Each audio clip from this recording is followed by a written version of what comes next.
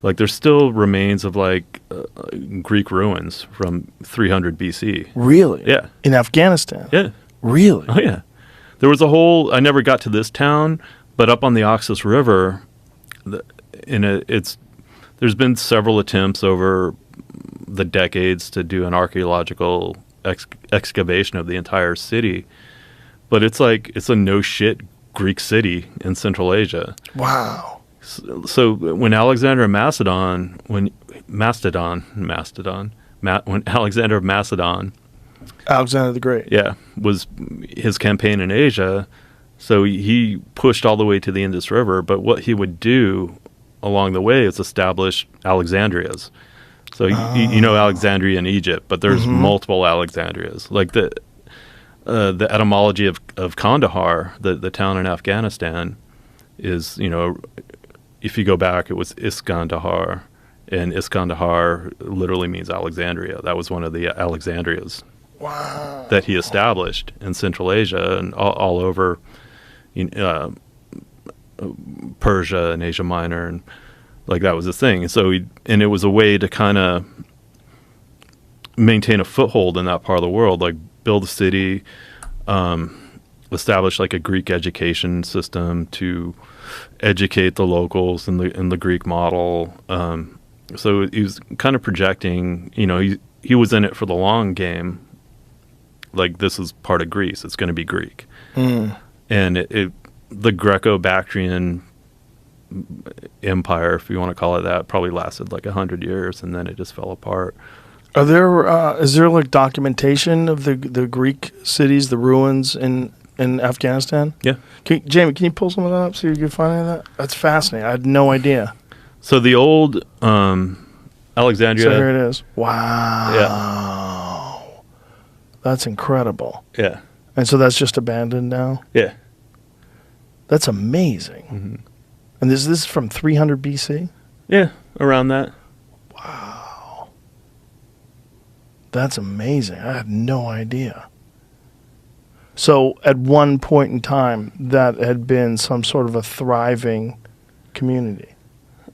Yeah, the city on the Oxus, Iconium. See where it says Iconium, Wikipedia? That was the city on the Oxus. Wow. Yeah. Wow. So they had an amphitheater. Yeah, it was a full-on Greek city. That's incredible. Yeah. That is wild. And so how did they maintain it, and how did it collapse? I mean, I don't know. Look at that. That's intense, man. But that's up north in Kunduz. What is that statue, Jamie, where it says a history? Yeah. It's a Buddhist statue. Yeah, It's a Buddha statue. The Buddhas of Bamyan. Like the Taliban blew those up. Oh, right. Yeah. Fuck. What a bummer. Yeah. How old were those? That I'm not sure.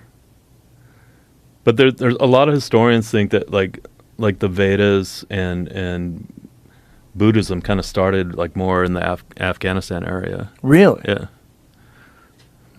No kidding. The Vedas. Yeah. Wow. Look at all these Buddhas. Yeah. There's tons of there's some really cool. So there was this really interesting period of history of Greco-Buddhism in Central Asia. There was one of the Greco-Bactrian kings, Menander, actually converted to Buddhism, and there was this brief moment of brief period of Greco-Buddhism in Central Asia, and so the Buddhas that were carved, so they're carving statues of the Buddha and stuff, but it's in this total Greco-Roman style, so they're beautiful pieces of art, and it's literally a Greek Buddha. You look at it stylistically, and it's like that's Greek, but it's a Buddha, and it's cool, flash in the pan of history. See if you can find any images of that. Are those all gone? The Taliban blow them all up? No, I mean these. So there's actually some at the Met in New York that I've seen. I've seen some at the National Museum in Kabul. Look at that. So Yeah. That's so strange because it's so obviously like influenced by Greek art. Yeah, the folds in the robe and all that. Yeah. Yeah. Wow. Wow. It's really, really cool, really interesting. Human civilization is so bizarre. The rise and fall of these empires Mhm. and these civilizations, and for you to go and visit it in the middle of combat must have been particularly bizarre. Yeah, like I would try to get in, do my share of, for lack of a better term, like tourism. Like I went to the old citadel outside of Kandahar, where you right now when you're on the ground, it doesn't look like anything. But if you go to like Google Earth, you can see the old outline of the city walls, and you could see the citadel in the middle, and it's like it's still there, the remains of it. Um, like up in Nuristan, which is a super interesting part of Afghanistan. It's like the northeast part of the country, and it's a region that wasn't even converted to Islam until the end of the 19th century. Mm. Like you can make the analogy of they're like the Basque in Spain, right? It was like this mountainous region that kind of was able to retain like its cultural and linguistic identity because of the terrain. Like it was more defendable. So Nuristan was like that as well, and so they were finally forcibly converted to Islam into the 19th century. And before that, they were called Kafiristan, which is like land of the infidel. Hmm. And then once they underwent the conversion process, they became Nuristan, which is land of the enlightened. Oh wow. Yeah, but it's such an interesting place. I liked it a lot because it reminded me of home where I grew up. Because you have like alpine forest, it looks like Yosemite.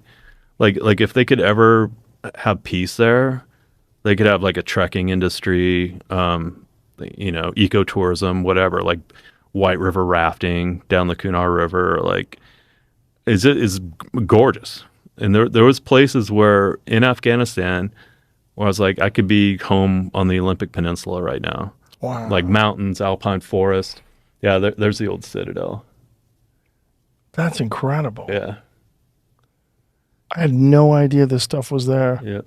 The history of Afghanistan is so fascinating and so spectacular and so like the futility of trying to conquer that place and control that place. It's gonna be what it's gonna be.